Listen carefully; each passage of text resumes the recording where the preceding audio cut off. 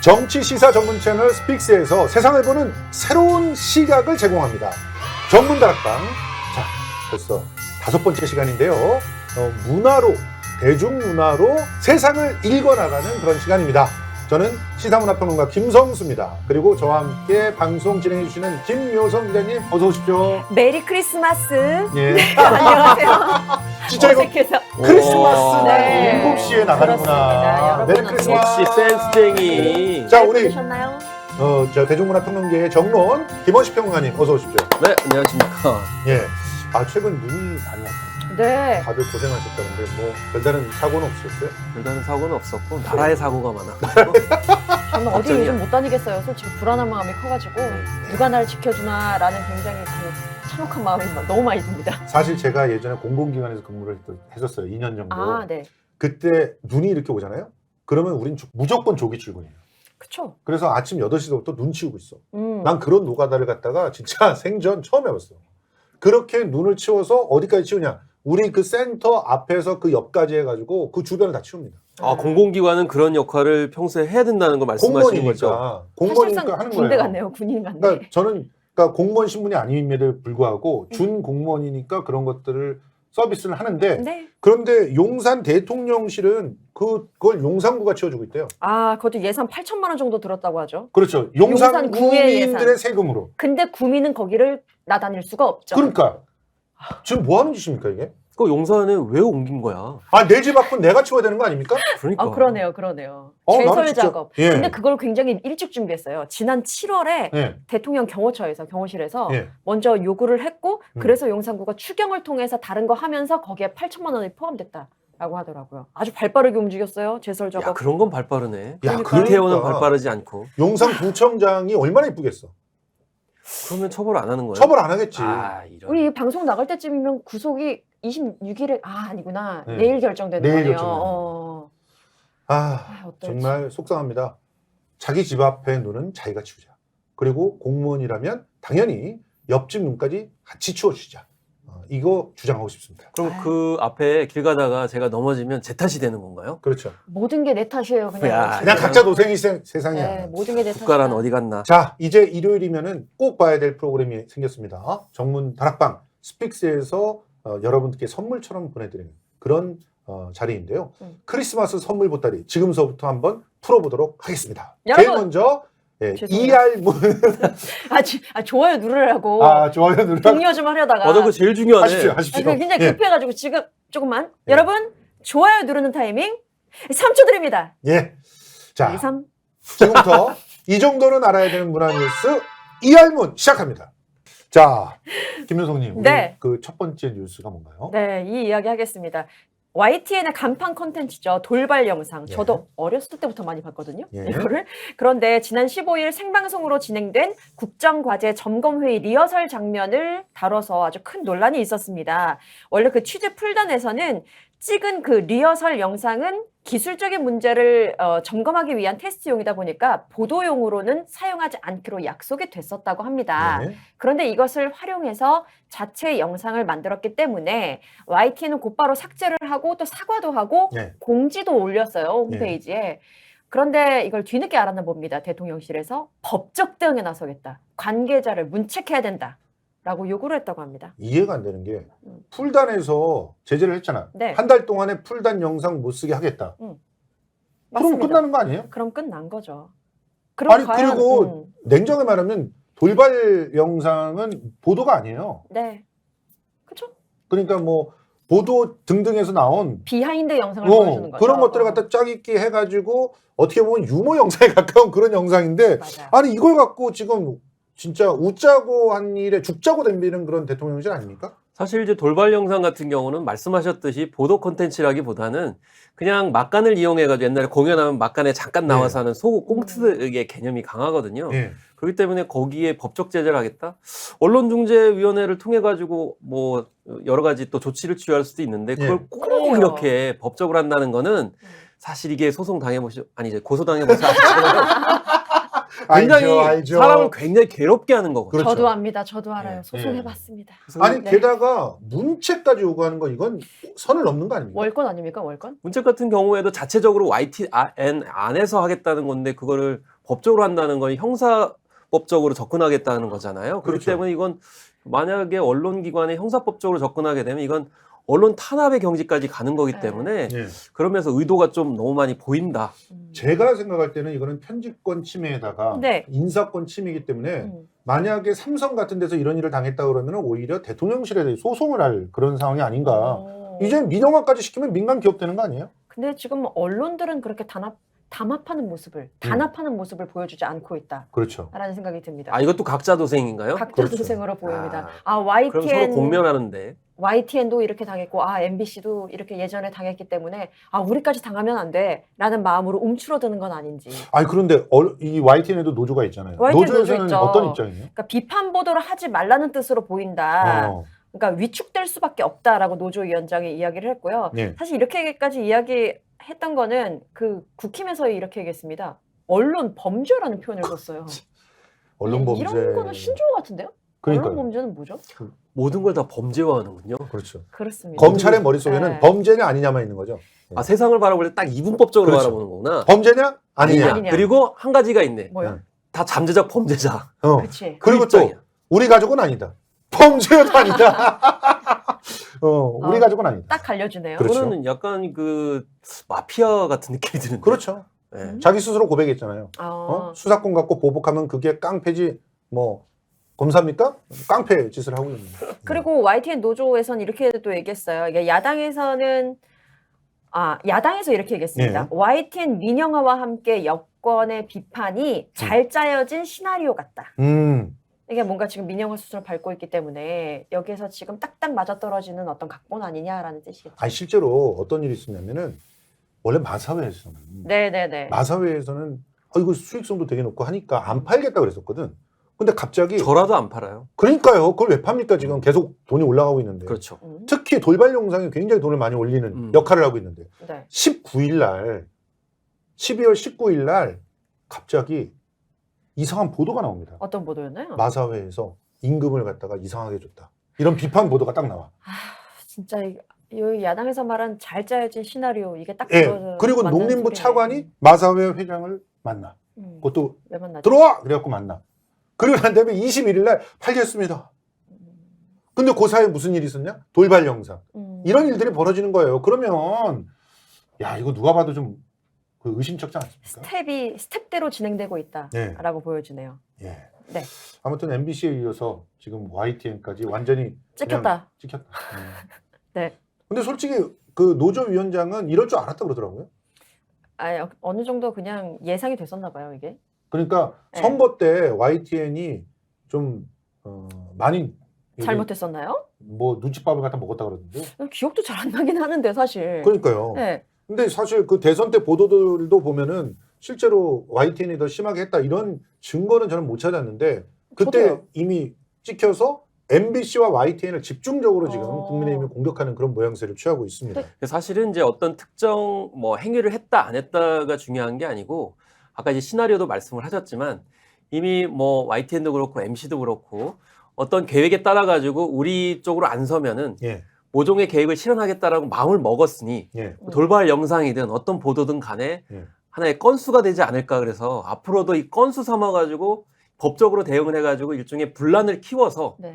이 자신들에게 유리한 그런 수순으로 삼지 않을까 이게 우려스러운 거죠. 그러니까. 그 과정에서 당연히 언론 보도는 위축될 거고요. 그렇죠. 그러니까 계속 보도자료 나오는 거 쓸 수밖에 없는 거죠. 맞습니다. 아니, 돌발 영상 재미있는데 그냥 재미로 예능으로 한 그러게요. 걸 가지고 다큐라고 얘기를 하니 참 안타까운 거죠.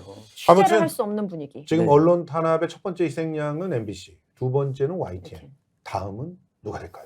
그러게요. 스픽스? 예, 자 두 번째 뉴스로 넘어가도록 하겠습니다. 넘어가겠습니다. 우주 공간에서도 예. 우리의 통신 기술로 영상을 전송 받아볼 수 있다라는 것이 증명이 됐습니다. 와. 우리나라 최초의 달 궤도선 다누리가 예. 달과 지구 간 거리에 3배 이상 떨어진 공간에서 이거 가늠도 안 돼요. 그렇죠. 그곳에서 멀리 떨어진 곳에서 BTS의 뮤직비디오 다이너마이트를 지구로 보내왔습니다. 그런데요? 뭐냐고요? 제대로 들어왔어? 그러니까요. 오, 끊김도 없이. 네, 그렇습니다. 다누리의 항로 중 지구와 거리가 가장 먼 곳에서 달과 지구가 함께 있는 모습. 예, 지구를 주위로 달이 돌고 있는 보세요. 저거. 이게 너무 저거 세계 최초래. 정말 저 신기하잖아요. 사진. 야, 위대함이 느껴져요, 진짜. 진짜. 약간 무섭기도 저거 하고. 우리나라 기술로 찍은 거야. 저걸 찍어서 보낸 거예요. 예. 그러니까 우리 기술로 만든 우주 인터넷 장비와 고해상도 카메라를 비롯해서 다누리에 탑재한 주요 장비들의 우수성이 이렇게 입증이 됐다라는 소식입니다. 저 옆에서 숫자 보낸 그 신호인가 봐요. 그러니까요. 이거 어려워서 잘 모르긴 하겠네요. 이 우주 인터넷 탑재체 이렇게 얘기를 갖다 하고 있던데 이걸 우리가 개발한 거예요. 아니 달에서 보내와도 예. 그 거리가 가늠이 안 어마어마하죠. 되는데 지구와 달 거리에 3배 이상 멀리 떨어진 곳. 아, 우주는 너무 넓다. 그렇죠.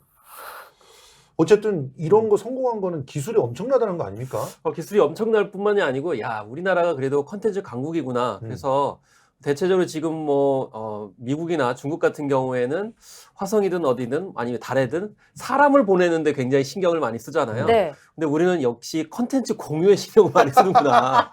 우주 공간에서도 이게 댄싱을 출 수 있는. 그리고 야. 인터넷이 중요하다 정말. 그렇죠. 네. 초고속 통신만 가지고 우리나라 지금 컨텐츠 강국이 됐잖아요. 예. 그래서 옛날처럼 1960년대 달을 보내는 이 많으니 이게 아니고 컨텐츠를 우주에서 다 즐길 수 있느냐 없느냐 이게 정말 중요하다. 소프트 파워는 우주 공간에서도 계속된다. 맞습니다. 예. 아니 근데 다이너마이트에 관련돼 가지고 진짜 좋은 소식들이 또 네, 들려오더라고요. 그렇더라고요. 지금 스포티파이에서 올해 가장 많이 스트리밍된 곡으로 이 다이너마이트가 꼽혔다고 하고요. 올해의 곡이네요. 네, 올해의 곡입니다. 뮤직비디오는 16억 뷰 돌파했다고 하네요. 야 이제 우주에서도 볼 수 있으니까 이 뷰수는 계속 올라갈 것 같아. 아, 진짜. 네. 와. 그런데 우리 조회수는 아이, 우리 스펙스에서 많이 도와주시겠죠. 예, 알겠습니다. 자, 그러면 이제 이 다누리 소식들 정말 궁금한데 앞으로 정확하게 달 궤도에 들어간다는 네, 거죠. 12월 말에 그 달 궤도에 진입을 한대요. 음. 그리고 2023년 1월부터 1년간은 달 상공 100km의 원 궤도를 돌면서 착륙 후보지, 그리고 달 자기장 관측, 무슨지 잘 모르겠어요. 예. 과학기술 임무를 수행할 예정이라고 합니다. 아니 이렇게 잘하고 있는 항공우주연구원을 왜 해체한다는 겁니까, 평론가님? 왜 해체하는 거예요? 사실 이게 우주 연구원을 이제 사실 하는 이유는 사기업에 맡겼을 경우에는 이게 뭐 처음에는 막대한 비용이 들어가니까 아무도 뛰어들지 않으려고 해서 이제 공공 측면에서 이제 산업 유치를 진흥하기 위해서 처음에는 공공에 이제 혈세를 투입을 하는 건데 그렇죠. 문제는 네. 어느 정도 본 궤도에 올라가는 지금처럼 이렇게 굉장히 막대한 성과가 있잖아요. 그렇죠. 그럼 이걸 딱 해체한다. 그럼 그걸 누가 담당하느냐? 하나가 예전에 보면 재벌에 그냥 다 던져주는 거야. 지금도 하나가 먹잖아. 혈세를 통해 가지고 다 개발을 해놓으면 어느 순간 되면 다 대기업이 가져가. 이게 반복되고 있는 거 아니냐라는 우려가 나오는 거죠. 아니 저는 이해가 안 되는 게 윤석열 대통령이 우주항공청의 자기가 대표다 이렇게 얘기했잖아요. 그러니까. 그러면은 이 항우연이 이렇게 일을 잘하고 있으면 오히려 보너스를 주고 훈장을 주고 하면서 독려해서 그래서 더더욱 이 기술을 발전시켜 나가게끔 해야 되는 거 아닙니까? 항공우주연구원 사람들이 다 찍었을 텐데. 그러니까요. 배신이네. 대반이야. 아이고. 아, 난 진짜 도대체 이런 게 한두 개가 아니잖아요. 그러니까요. 그렇죠. 아니 기술도 솔직히 항우연이 독점할 수가 없잖아요. 그래서 결과적으로는 기술적인 완성도를 높여놓은 다음에는 민간에 동일하게 쓸 수 있게끔 이양을 해주거든요. 근데 이거를 사실상 이렇게 하나가 독점하는 그런 찬스로 쓰게 되는 거라서 결국 배부른 정말. 사람은 따로 있다 이런 거죠. 혈세 다 들어간 거예요. 네. 혈세가 다 넘어가는 거예요. 민간 기업에. 그러니까 왜 왜 이러는 이런 것들을 기사도 안 쓰고 있는지 너무 답답합니다. 아무튼 좋은 소식이 끝에 가서 굉장히 우울한 소식으로 이렇게 정리가 되는 그런 이렇게 상황이에요. 그래서 꺾일 줄은 선택하신 몰랐네요. 거죠. 예. 네. 자, 세 번째 뉴스 살펴보도록 하겠습니다. 네, 전주국제영화제 이야기해 볼게요. 네. 여기에 조직위원장이자 이사장인 우범기 전주시장이 배우 정준호 씨를 공동집행위원장으로 임명을 강행하면서 영화인들이 조직위에서 사퇴하는 등 잡음이 커지고 있습니다. 아하. 전주국제영화제 조직위는 정 씨와 그러니까 그 정준호 씨 예. 그리고 민성욱 부집행위원장을 공동집행위원장으로 선임을 했는데요. 공동집행위원장 체제는 영화제 시작 이후 24년 만에 아니, 처음이라고 왜? 하고요. 참 진짜. 왜 전례가 없는 일을 하죠? 그러니까요. 그죠. 그 정준호 씨의 그 임명을 반대해온 여러 배우들, 권혜요 씨, 방은진 감독, 한승용 감독 등 영화인 이사로 재직 중인 3명은 사퇴 의사를 또 표명했다고 합니다. 총 7명이 이사예요. 그중에 네. 영화인은 3명밖에 없거든요. 네, 근데 그 영화인 3명이 다 사퇴한 거예요. 맞습니다. 근데 이게 영화제야 그러면? 다른 뭐 이렇게 공공기관이나 뭐 정부에 있는 사람들만 네. 지금 찬성을 한 거죠. 실제로 찬성한 사람을 보니까 그 우범기 시장. 우범기 시장 이 그리고- 사람은 이제 당연직 이사니까 참석을 예, 하게 되고. 그리고 그 문화체육관광국장의 위임장을 얻은 서배원 전주시 문화체육국장 네. 그리고 시의원 뭐 이렇게 포함되어 있다고 하네요. 이런 사람들은 찬성을 했고 말씀하신 대로 영화인들의 동의는 정작 얻지 못했다라고 합니다. 야, 그러니까 결국 영화인들이 봤을 때 정준호 씨가 이 전주국제영화제에 적합하지 않다. 그렇죠. 대표성이 없다. 일단 이렇게 생각을 우범기 해서 시장의 네, 지지하지 않는 지인이다 거죠. 뭐 이런 얘기가 있더라고요. 지인 우범기 시장이 추천. 지인. 우범기 시장이 지인 추천을 받아서 지인의 추천을 받아서. 추천을 받아서 정준호 배우를 차기 집행위원장으로 강하게 밀어붙인 것으로 안다라는 이야기가 나오고 있습니다. 이 정도 되면은 사실 뭐 민주당이나 국힘이나 뭐 아니 이분이 민주당 그 시장이에요. 아 그렇죠. 근데 근데, 사실 예. 그 정준호 씨 같은 경우는 예전부터 좀 정치적인 뜻이 있었어요. 그럼요. 그래가지고 좀 많이 정관계 인사들하고 어울리면서 틈나는 대로 이런 접촉들을 시도를 하더라고요. 이제 그런 행태들이 있었기 때문에 이번에도 그런 다른 욕심, 그러니까 영화 자체의 발전을 위해서가 아니고 이걸 딛고서 다른 스텝으로 가려고 온 것 아닌가라는 생각이 들기 때문에 제가 봐도 투표를 하지 않을 것 같아요. 사실 뭐 누구의 지인의 추천이든 무엇이든 간에 정말 이 집행위원장 할 만큼의 능력이 있는가, 그럼요. 경력이 있는가가 중요한 건데 이 부분에서 많은 분들의 이견이 있었던 것 같아요. 정준호 그렇죠. 배우를 봤을 때도 물론 많은 작품을 하고 연예계의 구력이 상당하긴 하지만 예. 이렇게 봤을 때 영화인으로서 네. 이 정말 큰 행사를 리드할 수 있는 역량이 있는가에는 당연히 의문이 있잖아요. 아니 영화 배우면 영화인들의 추대를 받아야죠. 그렇죠. 그러니까요. 예. 그게 당연히 대표성인데 대표성에서 지금 떨어지기 때문에 음. 이야기하는 그리고 거죠. 이거는 민주당 입장에서 봐도 난 이해가 안 되는 게 네네. 이분은 윤석열 지지자였어요. 그렇군요. 그래도 뭐 능력만 있으면 괜찮은 거 아닌가요? 능력만 있으면? 근데 능력 부분에서 분명히 문제가 있는 거 지금 아니, 저렇게 그러니까- 째려보시면 아니 어떡해요? 그게 아니라 근데 능력 있으면 괜찮은 거 아닌가요? 그때? 아니 저는 잠깐 그것 때문에 아니야. 그것 때문에 째려본 게 아니라 네. 능력이 있으면 당연히 네. 뭐 그렇게 할 수도 있다고 보는데 능력이라고 하는 부분에서도 함량 미달이고 그렇죠. 예. 그럼 정치적으로도 뭐 음. 민주당 지지자고 민주당에 뭐 자리를 하나 준다 그러면 아이씨 전 마음에는 진짜 더럽게 안 들지만 그래도 인정 이렇게 하겠는데 그것도 아니잖아. 그럼 뭐냐고 이게. 진짜 묘한 스탠스예요. 속 없는 짓이다라고 보시는 거죠? 민주당도? 아무것도 남는 게 없는 거지 이게. 근데 이 사람이 네. 이 우 시장이라는 사람을 보니까 네. 기재부 출신이야. 역시 또. 그렇게 되는 거군요. 이 전북이라고 그래요. 근데 깜짝 놀라서 왜 이렇게 상황이 되나. 우범기 시장님, 진짜 나는 이런 사람들이 그 호남에서 넙쑥넙쑥 그냥 자리를 갖다 받아 먹기 때문에 호남에서 불만이 많은 거다. 저는 그렇게 생각을 하고요. 네. 사실은 이런 거는 응징이 돼야 됩니다. 이거 솔직히 팔거리 원칙을 갖다 전혀 지키지 않고 있고 너무 자기는 뭐 영화제는 간섭하지 않을 거야. 아니 거기 대표 그 영화제 대표 이사장 이런 사람을 자기가 꽂아놓고 간섭하지 않는다는 게 말이 됩니까? 네. 전주국제영화제가 사실은 굉장히 그동안 성과가 많았거든요. 네. 또 이 그렇죠. 작품들도 굉장히 좋았고 그런데 자꾸 이렇게 팔길이 원칙 벗어나면 이 다른 영화제들처럼 없어지는 게 아닌가 이런 좀 네. 우려가 되는 거죠. 왜냐하면 조직이 그렇죠. 붕괴되는 게 예. 자꾸 외부적인 입김이나 외부적인 의도 가지고 이렇게 인사를 하게 되면 조직 쉽게 망가지거든요. 그리고 그렇죠. 이번에 뭐 방은진 씨나 권혜우 씨 같은 경우도 오랫동안 함께했던 분들이 빠지게 되면 예. 당장의 그 영화들의 어떤 정체성이나 이런 것들이 훼손될 수 있잖아요. 그렇습니다. 그래서 올리기는 쉬워도 망가지는 건 정말 금방이거든요. 예. 그렇습니다. 그 블랙리스트 관련 블랙리스트 피해 작품을 두고 무슨 얘기가 있는 것 같더라고요. 예, 사실 제가 이게 동일한 맥락이라고 생각이 들어가지고 네. 제가 뽑아봤는데 네. 일단 이런 그 전주시장 같은 경우도 이런 행동을 해도 응징을 받지 않으니까 계속 이런 짓을 하는 거잖아요. 네. 지금 영진이에서 시 작품 예. 시죠. 네. 이 이창동 감독의 시가 블랙리스트 피해를 받지 않았습니까? 네. 그렇죠.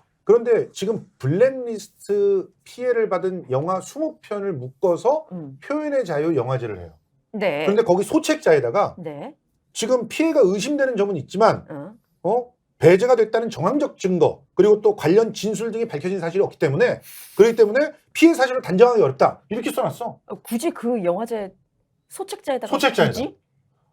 나 이거 굳이 왜? 뭐 그렇기 어이가 때문에 없어. 지금 이걸 하는 건데 그러니까 소책자에다 굳이 이런 말을 적어놓는다고요?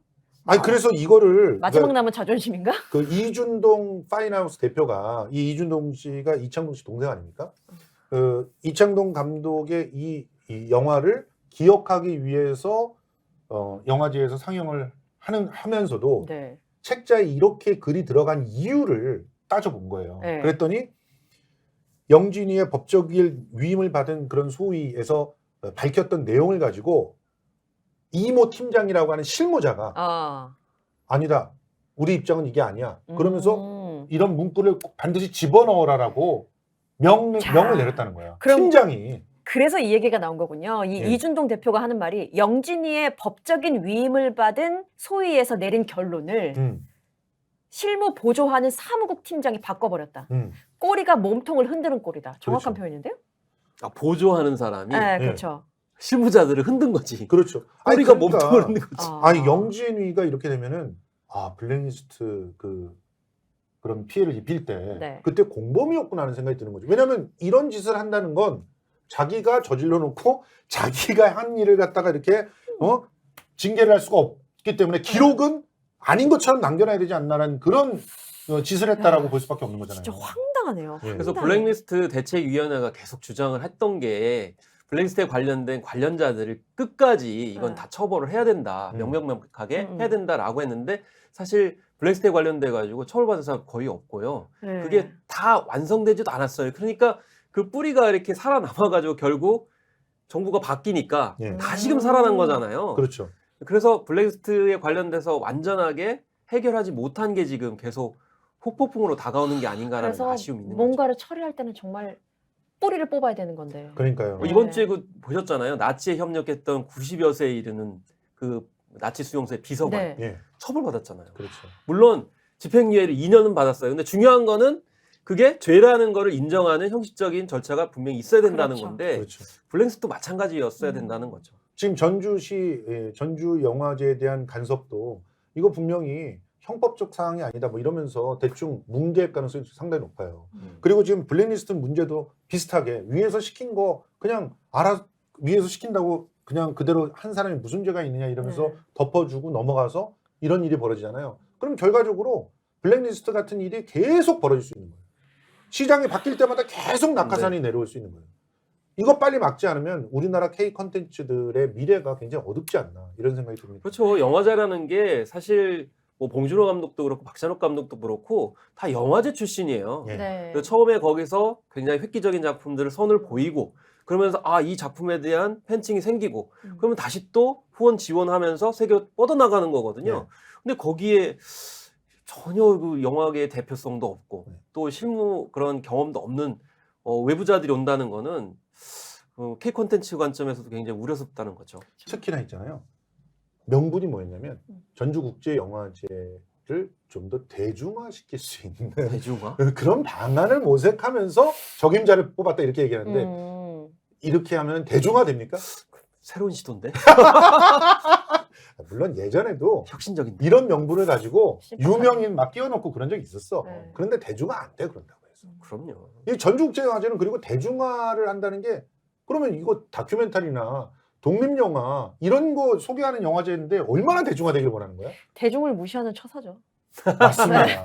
대중은 뭘로 하는 거야? 다큐멘터리는 재미없다고 생각하고 네. 독립영화는 안 볼 거라고 생각하는 거 이게 오만이다. 그렇지 않죠. 요즘에는 디지털 온라인 시대가 되면서 오히려 다른 데서 하지 않는 작품들을 해야 오히려 팬덤이 형성되고 맞아요. 더 대중화가 돼요. 네. 수준이 그만큼 우리나라가 올라갔다는 걸 뜻하는 맞습니다. 거거든요. 맞습니다. 아무튼 저는 제가 블랙리스트 피해자 입장에서 꼭 말씀드리고 싶은데요.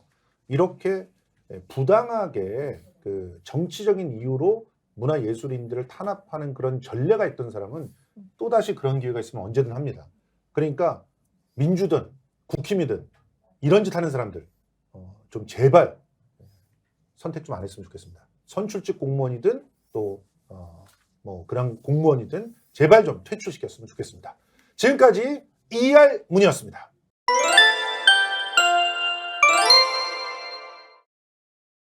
이제부터는 금주에 주목할 만한 컨텐츠를 요목조목 따져보는 그런 시간입니다.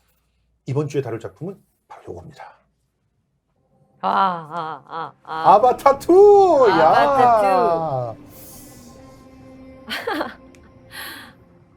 저 3D로 봤습니다. 너무 아름답지 않습니까? 3D 제대로 보셨네요. 재밌더라고요. 어떻게 저렇게 영화를 만들까? 아. 볼 때마다 신기해요. 메이플이 끝내줍니다. Dad, I know you think I'm crazy. 진짜 저는 이 3D이면서 MX관이라고 I feel 네. 음향이 180개 스피커로 나오는 그런 영화관에서 봤거든요. 와, 음향으로 모든 게 다 설명. 눈을 감고 있어도 저 앞에 게 보이는 정도로. 네. 그러니까 그런 데서 봐야 이 아바타를 제대로 만끽할 수 있습니다. 아, 이 장면 진짜 감동적인 장면이었어요. 맞아요. So what does her heartbeat sound like?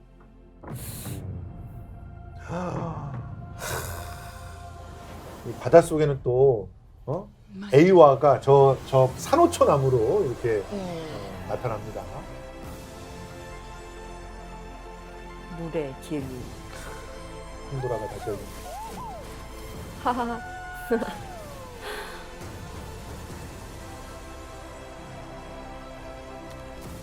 We cannot let you bring your war here. 아, 물의 부족들은 또 다르게 생겼잖아요. 네. 좀 다르다. 꼬리하고 손하고 이런 팔이 데가 또 굵고. 예, 예. 맞아요. 꼬리도 저런- 두껍고. 저런 상상도 굉장히 참 재밌었어요. 네. 그러니까 잘 적응했다는 거죠. 자기네 주변 자연환경에 잘 적응해서 사는 그런 모습들. And after your death, 그리고 가장 지성적인 그런 생명체가 풀쿤? 풀쿤. 네. I need you. 고래를 연상케 하는 풀쿤입니다. 맞아요. 꽤 기네요, 예고편도. 예. 오! 예, 야, 멋집니다. 이 장면. 예. 되게 날치. 날치. 거대 날치. 아, 우리 김성수 평론가님이 엄청 재밌게 보시고 감동을 많이 받으셔가지고. 예. 아바타 2. 진짜 믿을 수 있는 한우. 한우 거세우의 최고 풍미와 육질. 높은 산 깊은 골. 청정 자연에서 자란 천혜의 선물. 셀럽이 맛으로 검증한 뒤 자신 있게 추천합니다. 소중한 분을 위한 귀한 선물. 명절 특별 선물 세트. 스픽스몰에서. 맛있고 좋은 한우. 물의 길. 그 감동을 예. 우리 김원식 사실은- 평론가님이 무너뜨려 주실 겁니다. 예고. 아, 사실 우리가 네. 지난주에 헤어질 결심을 하자고 예고를 했었는데 네. 이번 주에 아바타를 하지 않으면 조회수 폭망이에요. 이번 주는 아바타의 그런 왜냐면 아바타 세계 최초 개봉이 했지 않았습니까? 우리나라에서. 그리고 아니 첫 주에 7일 만에 300만 돌파했어요. 네. 그리고 지금 2주 차로 넘어갔는데 오히려 흥행 어떤 기록은 더 탄탄하게 받쳐주고 있거든요. 네. 뭐 뮤지컬 영화 영웅이 뭐 여기에 뭐 비교도 안 될 정도로 이렇게. 우리가 국산 영화에는 영웅을 좀 호응해줘야 되는 거 아니에요? 그러게요. 예, 영웅은 다음 주에. 아니 그런데 네. 어쨌든 아바타의 성적 사실은 첫날 성적은 36만 정도였기 때문에 첫날은 왜 그랬지? 첫날 네. 50만 넘을 줄 알았는데 36만이어서 네. 그 성적 가지고 주가가 떨어지고 막 이랬는데 어머. 어떻게 보셨어요 일단? 첫 주 같은 경우는 사실 뭐 수요일 날 개봉을 했기 때문에 예. 이제 주말에 어떻게 판가름 날 것이냐가 또 기대 포인트였어요. 근데 주말에 뭐 200만 나왔고. 돌파를 했고 예. 주중에 이제 300만을 이제 돌파하는 상황인데 아마 이번 주 뭐 일요일 이렇게 되면 성탄절이 있고 예, 그래서 4,500만을 훌쩍 넘지 않을까. 이렇게 평론가님은 생각을 영화 해봐요. 어떻게 보셨어요? 예. 저요? 그냥 짧게 총평 정도. 화장실에 많이 왔다 갔다 하시더라고요. 그래서 일단 조금 자, 흐름이 끊겼구나. 아 요거 봐야 돼. 2D로 보셨어요? 저는 2D로 봤죠. 이거 봐. 달라요, 여러분. 요게 굉장히 중요합니다. 여러분. 아, 제가 갔다는 게 아니고. 여러분, 알죠. 저 아바타를 보시려면 반드시 3D 이상 그것도 IMAX나 스크린X나 MX관에서 보시는 거에 강추합니다. 저희가 IMAX 3D로 봤거든요. 네. 3D 근데 표 구하기 굉장히 어려웠습니다. 네. 어려웠는데 어떻게 급작스럽게 보긴 그러니까요. 봤어요. 지금 표를 구할 수가 없어요. 맞아요, 맞아요. 그래서 저 2D를 볼까 했었는데 어떻게 운이 좋아가지고 3D로 봤는데 저는 굉장히 각오를 하고 봤어요. 저는 개인적으로 이렇게 막 3D 기술로 이렇게 집약된 영화를 별로 좋아하지 않아요. 네. 그런데 이건 그래서 다르다. 기대를 안 하고 봤죠. 많이 기대를 안 하고 3시간 20분을 나는 과연 어떻게 견딜 수 있을 것인가. 분명히 지루할 거야라고 기대를 훅 낮추고 봐서 그런지 몰라도 3시간 20분 전에 한 2시간 정도? 2시간 반 정도의 느낌으로 예. 근데 3D로 봐서 그런 것 같아요. 그래요. 네, 그러니까 재밌게 봤습니다. 그냥 기본적으로 여기서 나오는 그 어마어마한 그런 그 그래픽의 디테일 네. 그리고 음향의 섬세함 음. 이걸 느낄 수 있는 관이 있어야 돼. 그런데 일본은 특히 그게 이런 없어. 관이 없어요. 일본 좀 큰일 났다. 일본은 진짜 도쿄에 가서 몇 개 빼놓고는 지역에서는 진짜 IMAX는 이런 걸로 제대로 즐길 수 있는 영화관이 없는 거야. 네. 그러다 보니까 거기서 환불 사태도 일어나고 맞습니다. 심지어는 슬램덩크에 졌어. 슬램덩크에 졌어. 슬램덩크를 무시하면 안 됩니다. 아, 물론 저도 슬램덩크라는 만화는 좋아해요. 그런데 음. 그렇게 될 수밖에 없는 이유가 기술적인 이런 부분들이 있어요. 그리고 맞아요. 우리가 최초 개봉을 할 수 있었던 것도 그런 특수관의 집약도로 보면 전 세계에서 대한민국이 1등이랍니다.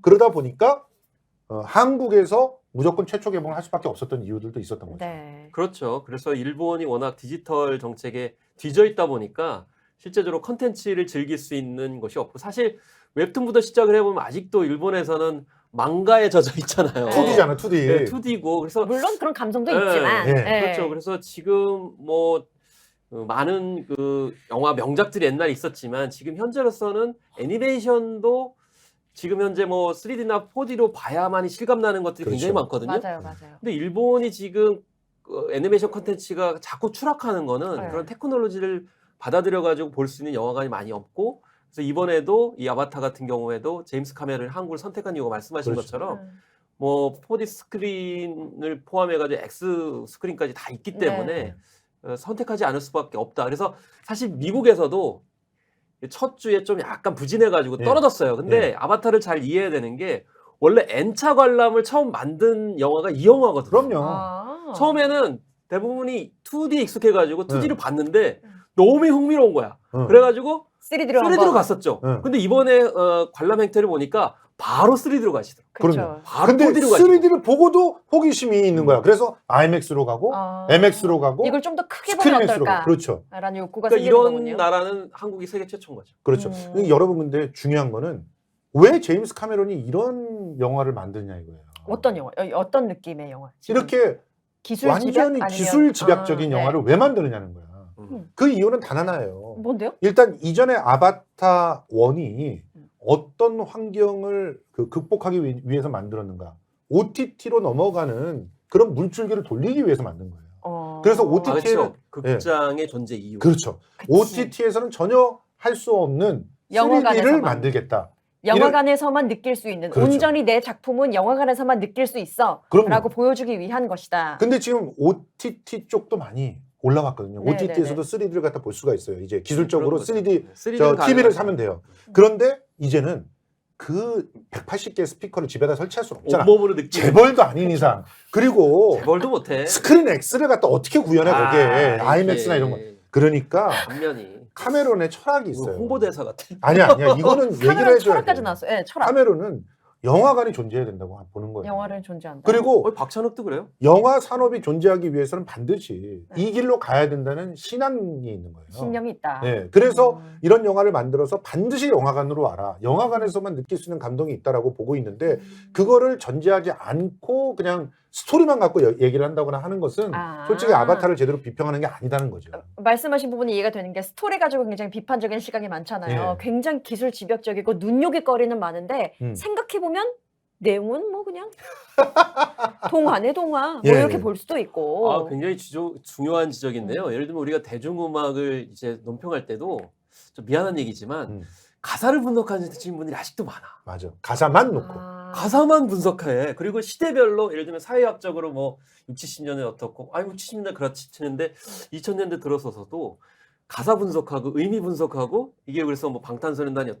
아니 그게 아니고 음악 얘기를 해야지. 마찬가지로 말씀하셨듯이 제임스 카메론도 온갖 테크놀로지를 통해 가지고 시각적이거나 온몸으로 느끼는 컨텐츠의 시대라는 걸 보여주고 싶은 거죠. 그렇죠. 네. 그래서 BTS 노래를 분석할 때 뮤직비디오를 안 보고 분석하면 그냥 꽝인 그렇죠. 것처럼 제이크가 네. 가족을 이루게 돼 있죠. 음. 그런데 가족이 약점이 되는 거야. 아이들이 약점이 되죠. 아이들이 약점이 돼서 토르코 막토가 자기의 자리를 내려놓고 피신을 해요. 그럼 여기서부터 뭐가 되냐면 이민 서사가 되는 거지. 혹은 디아스포라. 난민 서사. 딱 보이더라고요. 예. 그렇죠? 이 디아스포라가 된 상태에서 그 사람들이 이민자들을 어떻게 대하나. 그리고 그 알력 속에서 새롭게 그 선택한 삶을 어떻게 적응해 나가나. 그쵸. 이런 얘기들이 펼쳐지면서 네. 결국은 새로운 그 대서사시의 네. 예고편이 이제 나오는 건데요. 네. 그런데 이거 사실은 굉장히 매력적인 서사고 이미 이전에 많이 시도했던 그런 서사들 아닙니까? 사실 우리가 영화 미나리가 뭐 디아스포라 난민 서사 가지고 굉장히 공감대를 많이 일으켰고 예. 또 마침표도 마찬가지거든요. 예. 그래서 네. 이민 서사, 디아스포라 서사가 전 세계 대세이고 이렇게 판도라를 중심으로 해서 결국에는 역사가 반복되는 거를 이제 미래 투영을 한 게 아닌가 이런 생각이 좀 많이 들어요. 그리고 제가 이제 다문화 영화를 한 300편 봤나? 근데 다문화 영화의 전형적인 서사가 여기 이제 등장하는데 맞아요. 중요한 거는 이제 정주민과 이주민이 왔을 때 정주민과 이주민이 어떻게 친해지냐라는 네. 거거든요. 음. 그래서 결국에는 위기 상황에 빠지는 상황에서 이제 합심을 하게 되는 게 전형적으로 등장을 하고 그렇죠. 함께 싸워야 될 네. 적이 생겨야 돼요. 적이 생기는 공동의 거고. 적. 그렇죠. 그다음에 이 영화에서는 다른 디아스포라 영화보다 좀 특징적인 것이 뭐냐면 툴쿤의 존재. 그렇죠. 그렇죠. 여기서 외톨이가 된 툴쿤이 있어요. 네. 카야쿤이었나? 이름 예, 뭐죠? 카야칸. 카야칸. 네. 네. 그 툴쿤과 그 5명의 아이들 중에 한 명하고 같이 이제 연대가 되잖아요. 그렇죠. 로이 이름 못단 번에. 로아크. 로아크. 예. 로이. 그래서 외톨이가 된 두 사람 혹은 존재가 같이 합심을 해가지고 그렇죠. 대적을 하는 상황이 벌어지거든요. 네. 그래서 이런 부분들은 참 이게 다문화 영화 중에서 독특하다. 그리고 예. 생명과 연대를 한다. 예. 이런 점도 굉장히 독특했어요. 맞아요. 그러니까 기본적으로 난민 이주민 서사인데 이제 난민 이주민 서사를 만들려면 어마어마한 영웅도 일단은 이주민이 돼야 되니까 그렇죠. 거기까지 가는데 좀 약간 억지스러운 세팅들이 좀 그래서 있는 좀 거죠. 시간 내러티브가 네. 굉장히 길긴 해요. 네. 그러니까 그 부분을 굳이 이렇게 썼을까? 그거는 근데- 뭐 1편과 2편을 잇기 위해서 쓴 건데 근데 그런 사실 것들이 이 영화에서 좀 약간 지루한 감이 있으시다고 생각하시는 분은 내러티브를 좀 보셔야 되는 게 이 영화가 이제 5편까지 만들어지거든요. 그렇죠. 그래서 1편에서는 두 사람이 사랑을 하고 이제 연인으로 가는 단계여서 좀 낭만성이 있다고 하면 네. 이 영화는 현실이에요. 그렇죠. 애를 낳아 애를 키우니까 네. 굉장히 말썽을 많이 피우고 그렇죠. 말도 안 듣잖아요. 네. 근데 이 5명의 캐릭터는 다 매력이 있어요. 그러면 맞아요. 5편을 만들려면 지금 캐릭터를 많이 벌려놓지 않으면 그렇죠. 5편까지 같이 못하니까 매력적인 아이들을 새롭게 이제 익숙하게 만들기 위해서 하다 보니까 내러티브가 약간 길어지고 있거든요. 네. 근데- 길어지고 엉성해진 네, 부분이 네. 있고. 근데 이제 3, 4, 5편에 가면 이게 자리 잡을 거라고 생각이 들어요. 그러니까 일종의 아바타 1은 네. 프리퀄이 돼버린 거예요. 그렇죠. 그러니까 아바타 2부터 새로운 서사시가 그렇죠. 캐릭터가 많이 나오기 5편까지 때문에. 이제 이어진다는 걸 염두에 두시면 좋겠고 네. 자, 근데 우리가 여기서 꼭 네. 얘기해 보고 싶은 게 있어요. 이 상징적인 그런 여러 가지 장면들이 이 서사에 투영이 되면서 실제로는 시대 정신을 갖다가 많이 이렇게 획득하고 있는 부분들이 있는데 네. 우선 하나 네. 이민 서사로서 가장 기본이 뭐냐면 가족 그리고 집이 이제 하우스가 아니잖아요. 네. 홈이잖아, 홈. 그렇죠. 그래서 이제 우린 이제 이 물이 홈이 되었어. 이런 표현을 갖다가 제이크도 씁니다. 나중에. 그런데 이 가족과 집 그리고 동족 이런 개념들 이 개념들이 지금 현재 그 전 세계의 어떤 문제적 요소로 떠오르고 있는 그런 민족과 민족끼리의 싸움이라든지 또 그 서로 다른 문화권들과의 알력이라든지 네. 뭐 솔직히 말해서 인종차별 문제도 다 보면은 가족과 가족끼리의 그렇죠. 그런 부딪힘이잖아요. 집단끼리의. 이런 것들을 건드리고 있다는 점. 이 점은 좀 높이 사야 되지 않습니까? 네, 그리고 거기서도 확장성도 있잖아요. 그렇죠. 저기 동물까지 그렇죠. 포함된 거니까 그러니까 비인간계까지 가족이 될 수 있다. 우리 저 김원식 평론가님 말씀해 주셨지만 그런 걸 나눈다는 것 자체가 네. 사실은 불필요한 긴장을 갖다 유지하는 거고 다름이라고 하는 것은 결국은 서로가 서로를 존중받아야 될 이유지 네. 다름이 틀림은 아니다. 이런 얘기를 갖다가 지속적으로 하고 있잖아요. 무엇보다도 이제 제가 그런 관점에서 좀 주목을 했던 게 제이크가 사실 그 숲에서 바다로 갈 때 가는 이유가 있거든요. 예. 그래서 그 5명의 아이들 중에 이제 백인 자제였던 네. 그런 아이가 사로잡히게 되니까 네. 숲의 비밀을 너무 이제 많이 알게 되니까 네. 네. 결국에는 가족들을 지키기 위해서 혹은 부족을 지키기 위해서 우리 바다의 부족으로 가야 된다라고 그렇죠. 해서 가게 되거든요. 네. 근데 마지막에 바다 왜 물의 길이냐면 여기서 우리가 디아스포라 하면은 되게 도피를 생각하거든요. 그렇지. 쫓겨가가지고 네. 어쩔 수 없이 가는 것처럼. 네. 근데 결국 제이크가 나중에 깨달은 얻은 것은 뭐냐면 도피가 아니구나. 여기서 대항을 해야 된다라고 그쵸, 생각을 그쵸. 한 거예요. 네. 그러니까 도피의 공간이 집의 공간이고 맞서 싸우는 자기의 요새고. 요새고 이제 토대가 되는 그런 형태로 전환하는 게 저는 집의 의미를 또 다른 확장할 수 있었던 점이 아닌가. 그래서 가족을 지키기 위해서는 I feel 도피의 공간이 집이 되고 그 집을 지키기 위해서 우리는 연대를 해야 된다. 그리고 그렇죠. 도피만 해서는 내 가정을 지킬 수 없다. 거꾸로 네. 그렇게 생각할 수 있는 깨달음이 있더라고요. 그래서 그게 물의 길이더라고요. 예, 그래서 맞습니다.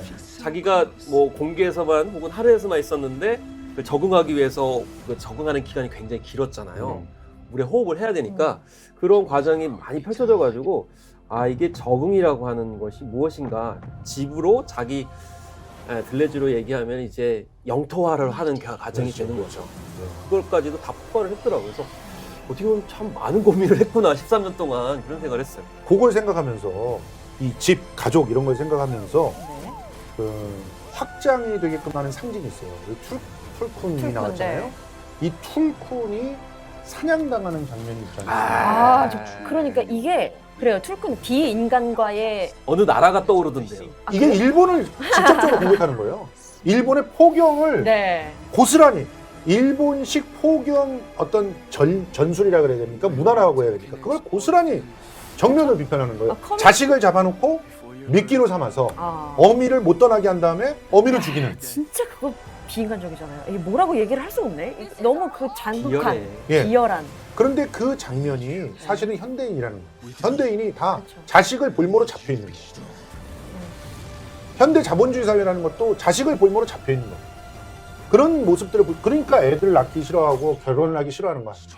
사실 볼모로 잡히기 싫으니까.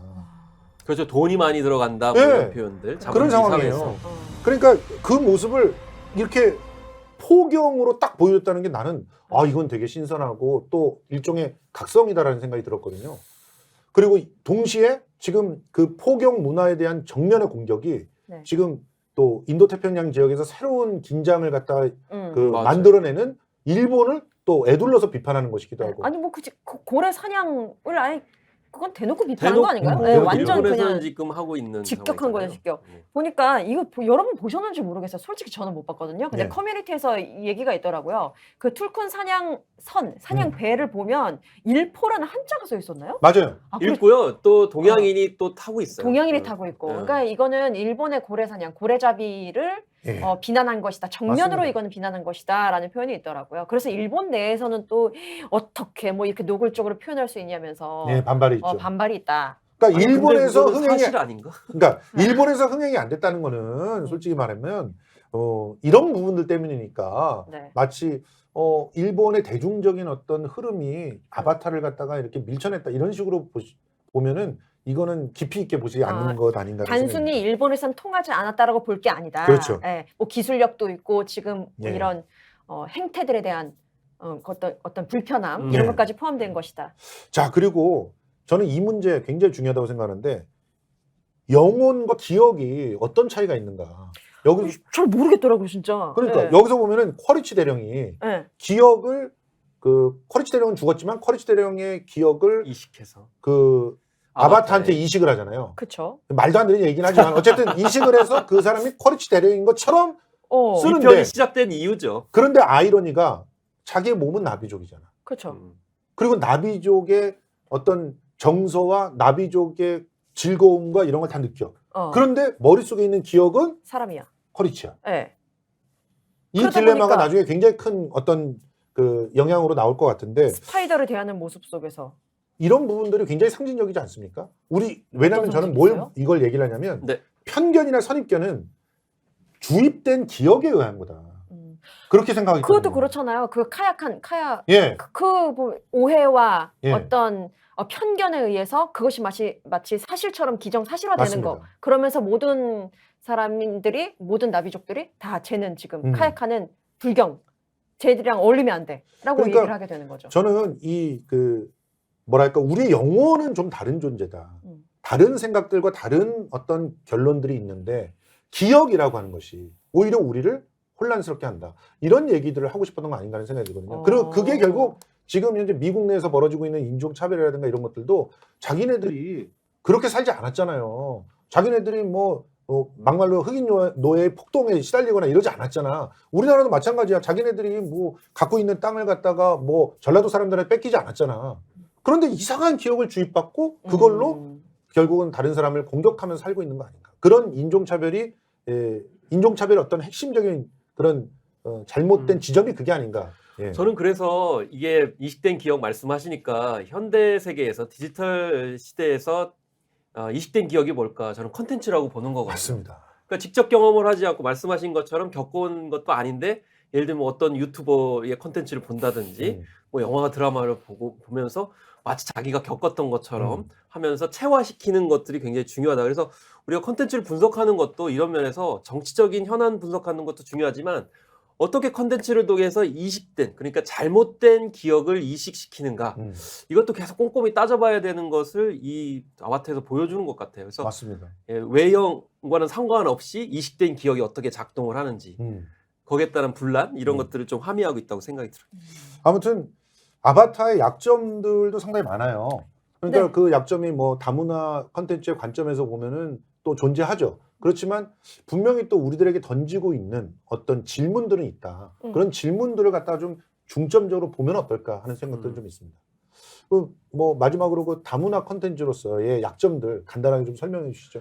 다문화 컨텐츠로서는 이제 문화 전유가 이제 지적이 됐는데요. 이 네. 문화 전유라는 게 뭐냐면은 예를 들면은 우리나라에 블랙핑크가 뮤직비디오를 찍었을 때 힌두 신을 맞아요. 뮤직비디오에 이렇게 보여줬거든요. 네. 그런데 그걸 잘못 보여준 거니까 그러니까 장식처럼 걸친 거죠. 그래서 그 신을 굉장히 소중하게 생각하는 사람 입장에서 봤을 때는 하대를 했다 이렇게 보는 건데 마찬가지로 아바타에서도 결국에는 제이크가 이제 백인이고 또 나비족은 일종의 원주민이라고 생각을 하죠. 그래서 그 아메리칸 원주민 같은 경우는 자신들이라고 생각을 하거든요, 나비족을. 근데 백인이 꼭 와서 트루크마토가 돼가지고 이끌어야 되는 건가? 그런 시각 많더라고요. 네, 이런 생각을 하기 비판적인 때문에 시각들. 이거 옳다 그르다를 떠나가지고 그런 관점이 분명히 존재한다는 것이고요. 그리고 동물 관점에서 봤을 때도 왜 굳이 길들여가지고 이걸 접촉을 해야 되나? 그렇지. 이 접촉 부분에 있어서 불쾌함을 굉장히 많이 느낀 분들이 있어요. 네. 그래서 동물은 동물권 나름대로 그 권위가 있는데 굳이 인간을 태우고 다녀야 되나?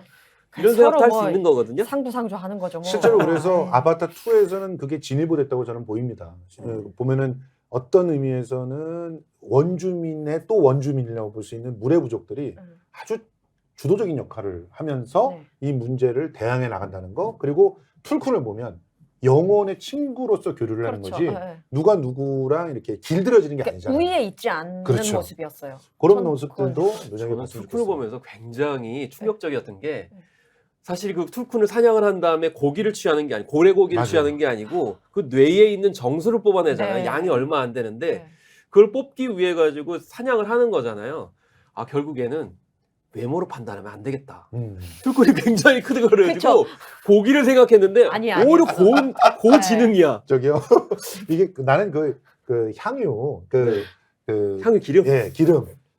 그거를 그건 생각한다. 이렇게 배설물이잖아요. 네, 어쨌든 그거를 상징하는 거 아닌가 이런 생각도 들었어요. 진또백인 따로 있다 약간 이런 느낌인데. 아무튼 여러 가지 상상들을 하면서 볼 수 있는 아바타이기 맞아요. 때문에 한 번쯤은 꼭 몇 시간이 보셨으면 필요해요. 좋겠다. 네, 3시간 3시간 한번 좀 견뎌보시기를 바랍니다. 네. 자, 지금까지 굉장히 길게 얘기한 것 같지만 실제로는 너무 할 얘기가 많은 아바타 2에 대한 우리들의 논평이었습니다.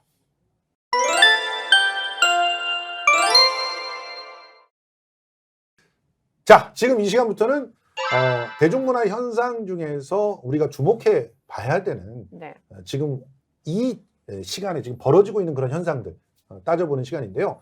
오늘 다뤄볼 이야기가 바로 침묵의 소용돌이 현상 혹은 침묵의 나선 이론이라는 겁니다. 요거 우리 김원식 평론가님이 잠깐 설명해 주시죠. 예, 노엘라 노이만이 1974년에 이제 독일에서 이제 주창한 이론이 되겠는데요. 네. 간단하게 설명을 드리면 이제 선거전에서 그런 대표적인 현상이 일어나게 되는데, 예를 들면 이제 주변 사람들이 누구를 찍을 거냐라고 했을 때 대세 후보를 주로 얘기를 하죠. 네. 그럼 대세 후보 이제 막 떠들기 시작한단 말입니다. 그러면 사람들이 특정 사람들은 얘기하지 않기 시작을 해요. 대세 후보 하는 사람은 막 떠드는 것 같아요. 그러면 대세 후보를 이야기하지 않는 사람들은 그 사람들한테 설득을 당해가지고 지지하는 후보가 바뀌었느냐? 그렇지 않다는 거죠. 오히려 외부에서 막 떠들고 대세 얘기하고 이게 진리야, 이게 맞아라고 떠들수록 그것에 대해서 다르게 생각하는 사람들은 침묵은 하지만 네. 내부적으로는 폭풍이 일어난다는 겁니다. 그래서 우리가 언론 이론에서도 만약에 입심이 굉장히 센 사람들이 막 떠들어도 네. 결국에는 진리를 알고 있는 사람들은 그 안에서 폭풍의 소용돌이를 일으킨다는 거예요. 그래서 네. 언젠간 이게 팍 터질 수 있다는 이론으로 해석하시면 됩니다. 그러니까 일단 두 단계는 나눠서 봐야 되는데 네. 처음으로 침묵이 확산된다는 거예요. 침묵이 확산될 때 어떤 식으로 소용돌이식으로 나선으로 움직이면서 확산되는데 처음에 스피커가 떠들면 그 다음에 그거를 커뮤니티가 받고 커뮤니티 안에서 확산되면 개개인들의 침묵이 더 커지고 네. 개개인들의 침묵이 커지면 더더욱 새로운 그러니까 다른 의견을 얘기하는 사람이 없어지니까 그걸 다시 확장되고. 언론이 받고 이러면서 더 확장돼서 나중에는 침묵하는 사람들이 다수가 된다는 거거든요. 네. 근데 두 번째 단계로는 이렇게 다수가 된 침묵하는 사람들은 그러면 가만히 있느냐? 아니다. 속이 부글부글 끓고 있다. 그렇죠. 그래서 나중에 어떤 기제가 딱 마련되기만 하면 또 급속도로 소용돌이를 형성하면서 그 침묵들이 밖으로 발현을 하게 된다. 이런 내용이 이제 침묵의 소용돌이 현상인데요. 솔직히 말해서 지금 요즘 상황 네. 너무 시사적이지 않습니까?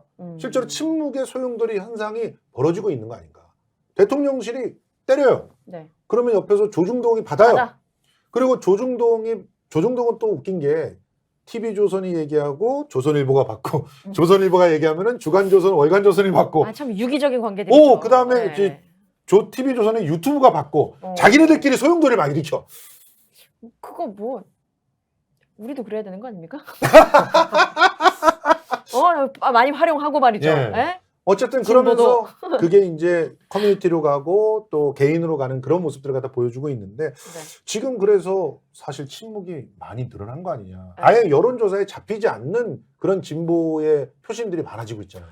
그러니까 한 최근에 그 설문조사를 보니까 응답률이 0.8%밖에 안 됐다는 거예요. 0.8%인데도 불구하고 막 분석도 했더라고요. 44%가 그러니까 왜 나왔는지. 아예 이런 침묵에 나선 이론이 이제 적용되는 상황 속에서는 아예 설문조사도 응하지 않는 거죠. 그럼요. 어차피 반응이 안 되는데 질문에 반응해서 뭐해. 그렇죠. 그렇지만 내부적으로는 아까 말씀하셨지 부글부글 끓고 있는 네. 여론이 형성되고 있다라는 점이죠. 그러니까 실제로는 지금 정부가 그러니까 침묵에 나선 이론을 잘 이해하고 있는 것 같아요. 그래서 계속 때려. 잘 활용하고 있다. 계속 때려가지고 침묵하는 상황을 만들어서 그러니까 겉으로는 자기가 많이 지지받고 있는 것처럼 그렇게 포장을 하려고 하는 거잖아요. 근데 이게 나중에 엄청난 위험이 있는 거죠. 그렇죠. 그래서 이게 설문조사를 하게 되면은 아까 말씀드렸듯이 설문에 응하는 사람만 응하게 되면 네. 설문에 응하는 사람만 응하게 되면 지지율이 갑자기 올라가는 것처럼 보여요. 그렇죠. 근데 제일 중요한 것은 민주주의 사회에서는 선거잖아요. 선거 때 이제 표심이 폭발하는 거죠. 네. 그렇죠. 그동안의 여론조사는 사실은 이제 하는 사람만 했기 때문에 오히려 잘못된 좀 부풀려진 여론조사일 가능성이 높다라는 그래서 거죠. 점점 여론조사랑 투표의 결과와는 갭이 커지는 것 같아요. 맞아요. 점점 여론조사가 점점 무의미해지고. 예. 그 장제원 의원 같은 경우에 그래서 그 여론조사 5% 응답률 미만인 거는 공개하지 말자. 뭐 이런 식으로 발의한다고. 아니 자기들이 얘기를 했잖아요. 했었잖아. 저도 동의해요. 제발 좀 그렇게 했으면 좋겠어요. 하라고. 예. 예. 동의합니다. 침묵은 금이라는 얘기가 있잖아요. 사실은 뭐 저는 동의하기가 좀 어려운 말입니다. 좀 말도 많고 제가 네. 좀 그렇기 때문에 저는 네? 빅스피커가 되기 쉽기도 하고 그렇기 때문에 근데 빅스피커가 된다는 것은 제가 영향력을 가져서 누구한테 뭔가를 주입하기 위한 게 그렇죠. 아니라 블랙 이론 이런 건 이제 없잖아요. 대변하기 네. 위해서 빅스피커가 되는 사실은 거죠. 그들의 얘기를 듣고 싶어서 그렇게 되고 싶어 하는 거거든요. 그러니까 지금 침묵하고 있는 사람들의 의견을 들어주는 그래서 그거를 터주는 그런 역할이 사회 안에 없으면 나중에 큰일 난다. 정말 사회 전체가 흔들리는 그런 사태가 올 것이다. 이런 생각이 듭니다. 그래서 소리 없는 아우성이 언젠가는 엄청나게 큰 정말 소리 있는 아우성으로 돌변하게 될 수 있다는 사실. 풀쿤이 돼서 돌아올 겁니다. 그렇습니다. 그래요. 그 사실을 우리가 모두 기억해야 되지 않을까 하는 생각입니다. 자, 오늘 정문다락방 여기까지 좀 굉장히 바쁘게 달려봤습니다. 길게 왔네요. 오늘 네. 할 얘기가 너무너무 많았는데 어쨌든 숨가쁘게 달려봤는데요.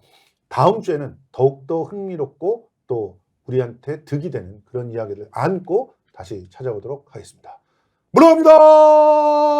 다음 주에 제발 또 할 수 있게 6회도 좋아요 눌러주세요.